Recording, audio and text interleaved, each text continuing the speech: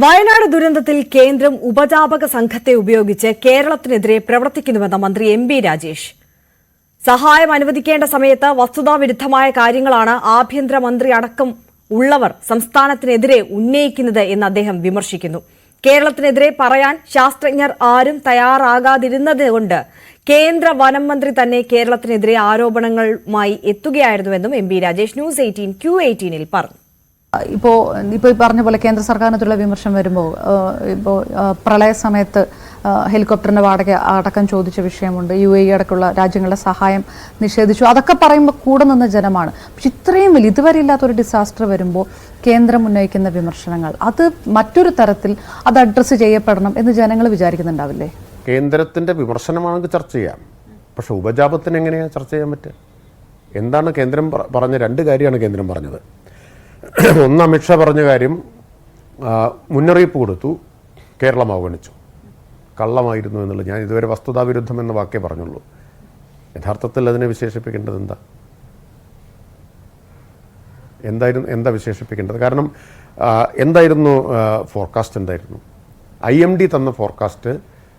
48 മണിക്കൂറിൽ 115 മുതൽ 204 മില്ലിമീറ്റർ വരെ മഴ കിട്ടുമെന്നാണ്. മുന്നറിയിപ്പ് ഇതായിരുന്നു എന്ന് മനസ്സിലാക്കിക്കൊണ്ട് തന്നെ വ്യാജമായിട്ടുള്ള പ്രസ്താവനയാണ് പാർലമെന്റിൽ നടത്തിയത്. കൃത്യമായ മുന്നറിയിപ്പ് കൊടുത്തിരുന്നു എന്ന് പറയുന്നത് തെറ്റാണ്. കൃത്യമായ മുന്നറിയിപ്പായിരുന്നില്ല. ആ പറയുന്നതിൻ്റെ പിന്നിൽ ഒരു ദുരുദ്ദേശമുണ്ട്. അത് മരിച്ച മനുഷ്യരെ തിരഞ്ഞുകൊണ്ടിരിക്കുമ്പോൾ പറയേണ്ട വർത്തമാനമാണോ എന്നതാണ് ഞങ്ങൾ ഉന്നയിച്ച ചോദ്യം. അല്ലാണ്ട് ഒരു ചർച്ചയും പാടില്ല എന്നൊന്നും ഞങ്ങളാരും പറഞ്ഞിട്ടില്ല. ഇതിലെന്താ ചർച്ച? അത് കഴിഞ്ഞിട്ടാണല്ലോ പിന്നെ ഈ ലേഖനം എഴുതാൻ വാടകയ്ക്ക് ആളെ അന്വേഷിച്ച് നടന്നത്. ഭാഗ്യത്തിനൊരു വിദഗ്ധനെയും അവർക്ക് കിട്ടിയില്ല. അതുകൊണ്ട് ഭൂപേന്ദ്ര യാദവ് എന്ന മന്ത്രി സ്വയം വിദഗ്ധനായിട്ട് ചമഞ്ഞു. കാരണം വിവരമുള്ള ഒരാളെയും കിട്ടിയില്ല. എല്ലാവരും പറഞ്ഞു ഇതിന് ശാസ്ത്രീയമായിട്ടൊരു അടിത്തറയുമില്ല, ആധികാരികമായിട്ട് ഇങ്ങനെ പറയാനാവില്ല. കാരണം ഇതെന്തെങ്കിലും കുടിയേറ്റം കൊണ്ട് സംഭവിച്ചതാണെന്നോ അല്ലെങ്കിൽ മനുഷ്യപ്രവൃത്തി കൊണ്ട് സംഭവിച്ചതാണെന്നോ പറയാവുന്ന ആധികാരികമോ ശാസ്ത്രീയമോ ആയിട്ടുള്ള തെളിവുകളില്ല. പക്ഷേ ഇവരുണ്ടാക്കുക റീബിൽഡ് വയനാടിൽ തൊഴിലിന് പ്രഥമ പരിഗണന നൽകുമെന്ന് മന്ത്രി എം.ബി. രാജേഷ്. കുടുംബശ്രീ വഴി അടിയന്തര പുനരുജ്ജീവനം നടപ്പിലാക്കും. കൃഷി ഉൾപ്പെടെയുള്ള തൊഴിൽ മേഖലകൾക്ക് പ്രാധാന്യം നൽകിക്കൊണ്ടുള്ള പുനരധിവാസ പദ്ധതിയാണ് വയനാട്ടിൽ നടപ്പാക്കുകയെന്നും മന്ത്രി പറഞ്ഞു. ദുരന്ത ബാധിതരുമായി ചർച്ച നടത്തിയ ശേഷം അവരുടെ ആവശ്യങ്ങൾക്കനുസരിച്ച് പുനരധിവാസ പദ്ധതിയുടെ രൂപരേഖ തയ്യാറാക്കുമെന്നും മന്ത്രി പറഞ്ഞു. ഇപ്പോൾ ദുരന്തത്തിനിരയായവർക്കുള്ള ഒരു ഉപജീവന പദ്ധതിയാണ്, ലൈവ്ലിഹുഡ് പ്ലാൻ കുടുംബശ്രീ ആവിഷ്കരിക്കുകയാണ്. ആ ലൈവ്ലിഹുഡ് പ്ലാൻ എന്ന് പറഞ്ഞാൽ ഓരോ ഇൻഡിവിജ്വലിനും സ്പെസിഫിക് ആയിട്ടുള്ള മൈക്രോ പ്ലാനാണ്. കാരണം ഓരോ ഇൻഡിവിജ്വലിൻ്റെയും അവസ്ഥ മനസ്സിലാക്കി സാഹചര്യങ്ങളും റിക്വയർമെൻറ്റ്സും മനസ്സിലാക്കിക്കൊണ്ടുള്ള ഒരു ലൈവ്ലിഹുഡ് പ്ലാനാണ്. അങ്ങനെ ഒരു ലൈവ്ലിഹുഡ് പ്ലാൻ വലിയ തോതിൽ ആവിഷ്കരിച്ച് നടപ്പാക്കുന്ന സംസ്ഥാനമാണ് കേരളം. അതിദാരിദ്ര്യ നിർമ്മാർജ്ജന പദ്ധതി. ചെറിയൊരു ക്ലാരിഫിക്കേഷൻ അതിൽ ചോദിച്ചോട്ടെ. അത് തൊഴിൽ കൊടുക്കുക എന്നുള്ളൊരു പ്രയോറിറ്റി അതിനകത്തുണ്ട്. പക്ഷെ അപ്പോഴും കുടുംബശ്രീ വഴിയുള്ള ലൈവ്ലിഹുഡ് എന്ന് പറയുമ്പോൾ അടിയന്തരമാണ് ഞാൻ പറഞ്ഞത്. മറ്റേ റീഹാബിലിറ്റേഷൻ്റെ ഭാഗമായിട്ടല്ല, ഇമ്മീഡിയറ്റ് ആയിട്ട് ക്യാമ്പുകളിൽ നിന്നൊക്കെ ആളുകൾ പുറത്തു വരുന്ന സമയത്തേക്ക് ഉള്ള ഒരു ഇമ്മീഡിയറ്റ് പ്ലാൻ ആണ് ഞങ്ങൾ ആലോചിച്ചത്. അതിലൊന്ന് കുടുംബശ്രീ വഴിയുള്ള ഈ വ്യക്തിഗതമായിട്ടുള്ള മൈക്രോ പ്ലാനുകളുടെ അടിസ്ഥാനത്തിലുള്ള ഉപജീവന പരിപാടി. പിന്നെ തൊഴിലുറപ്പ്. ഇപ്പോൾ 100 തൊഴിൽ ദിനമാണല്ലോ നിയമപ്രകാരം ലഭ്യമായിട്ടുള്ളത്.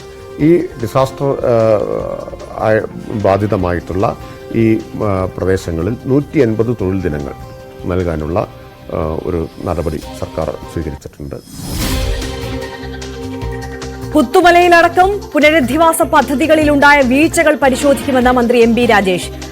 പുനരധിവസിക്കപ്പെട്ടവരുടെ പരാതികൾ സർക്കാർ പൂർണ്ണമായി പരിഹരിക്കും. ആ പരാതികൾ കൂടി പരിഹരിച്ചുകൊണ്ടായിരിക്കും റീബിൽഡ് വയനാട് നടപ്പാക്കുകയെന്നും മന്ത്രി എം.ബി. രാജേഷ് പറഞ്ഞു.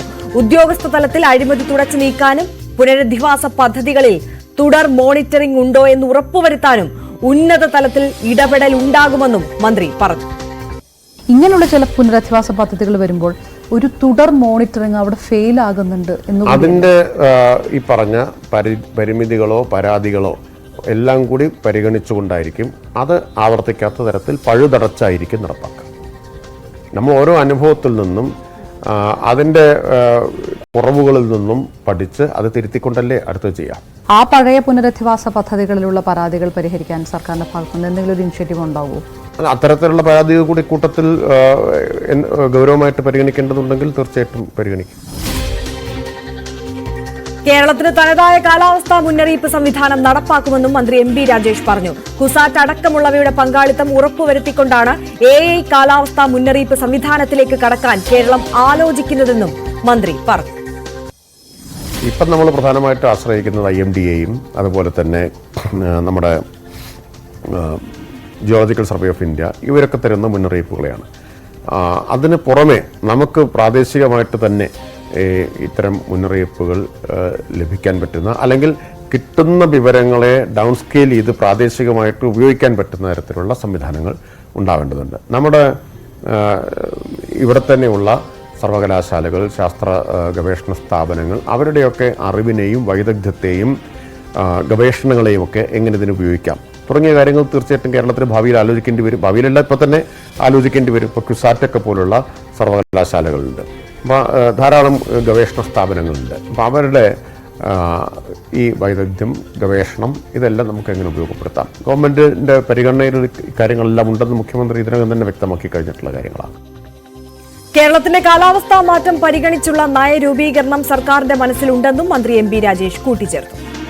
നയരൂപീകരണം സർക്കാർ എടുക്കുമ്പോൾ അതിൽ കാലാവസ്ഥാ മാറ്റം പരിഗണിക്കുമോ എന്നുള്ളൊരു ചോദ്യം, പരിഗണിക്കുക എന്നുള്ള നിർദ്ദേശം പല ഭാഗത്തുനിന്ന് അത് നടപ്പാകും. തീർച്ചയായിട്ടും കാലാവസ്ഥാ മാറ്റം എന്ന ഒരു വെല്ലുവിളിയെ പരിഗണിക്കാതെയോ അഭിസംബോധന ചെയ്യാതെയോ കേരളത്തിൽ ഇനി ഒരടി മുന്നോട്ട് പോകാനാവില്ല. ഒരു നയരൂപീകരണവും സാധ്യമാവുകയുമില്ല. അതുകൊണ്ട് അത് തീർച്ചയായിട്ടും പരിഗണിക്കും. ന്യൂസ് 18 Q18 മന്ത്രി എം.ബി. രാജേഷിന്റെ പ്രതികരണം. ഇപ്പോൾ അപർണ കുറുപ്പ് തന്നെ വിവരങ്ങളുമായി നമുക്കൊപ്പം ചേരുകയാണ്. അപർണ, പ്രധാനപ്പെട്ട ഒട്ടനവധി വിഷയങ്ങളെക്കുറിച്ച് അദ്ദേഹം ഇതിൽ സംസാരിക്കുന്നുണ്ട്. ഏറ്റവും പ്രധാനം അതിൽ റീബിൽഡ് വയനാട് തന്നെയാണ്. പുനരധിവാസ പദ്ധതിയിൽ സർക്കാർ ഏതൊക്കെ തലത്തിലാണ് ആലോചനകൾ നടത്തുന്നത്? ഈ പദ്ധതിയെക്കുറിച്ച് എന്തൊക്കെ കാര്യങ്ങളാണ് അദ്ദേഹം വിശദീകരിച്ചത്? ഒപ്പം ഈ ഒരു ദുർഘട സമയത്ത് കേന്ദ്ര സർക്കാരിന്റെ നയം, കേന്ദ്രമന്ത്രിമാരുടെ ഭാഗത്തു നിന്നുണ്ടായ പല പ്രസ്താവനകളെയും അദ്ദേഹം രൂക്ഷമായി വിമർശിക്കുകയും ചെയ്യുന്നുണ്ട്. അതിന്റെ കൂടെ വിശദാംശം. ആര്യ പറഞ്ഞതുപോലെ തന്നെ ഈ കഴിഞ്ഞ ദിവസങ്ങളിലെല്ലാം കേന്ദ്രമന്ത്രിമാർ നടത്തിയ വിമർശനത്തിനെതിരെ മുഖ്യമന്ത്രിയും മന്ത്രിമാരും നടത്തിയ അഭിപ്രായങ്ങളുടെ പ്രതികരണങ്ങളുടെ തുടർച്ചയായിട്ടാണ് മന്ത്രി എം.ബി. രാജേഷും രൂക്ഷമായിട്ടുള്ള വിമർശനം ഉന്നയിച്ചിരിക്കുന്നത്.